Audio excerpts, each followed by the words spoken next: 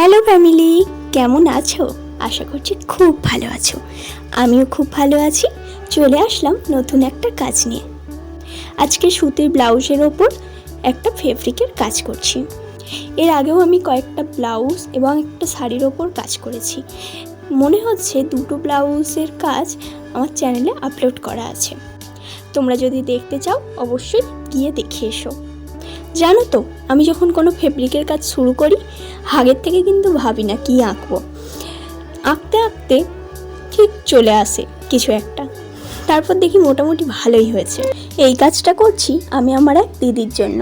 দিদি বলেছিল একটা হলুদ বোট গলা ব্লাউজের উপর ডিজাইন করে দিতে।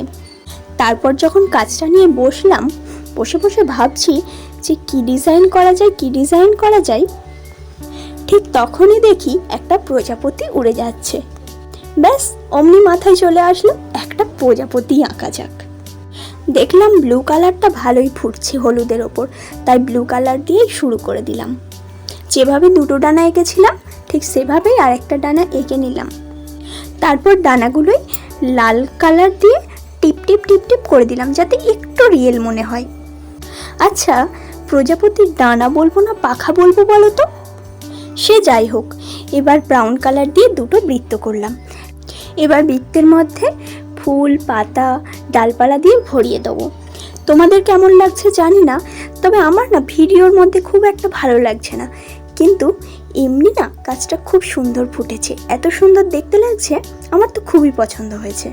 এই ফুলটার কথাই যদি বলি, দেখো ভিডিওতে কিন্তু অতটাও ভালো লাগছে না, আমার তো একদমই ভালো লাগছে না, কিন্তু সামনে থেকে ফুলটা খুবই সুন্দর লাগছে। তোমাদেরকে যদি কাজটা সামনে থেকে দেখাতে পারতাম খুব ভালো লাগতো। আর এই তো দেখো কাজটা এভাবে করে একদম কমপ্লিট করে ফেললাম। দেখে বলো তো কেমন লাগছে?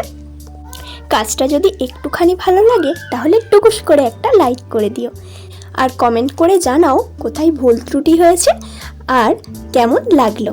আর শোনো, সাবস্ক্রাইব বা ফলো করতে ভুলো না। টাটা।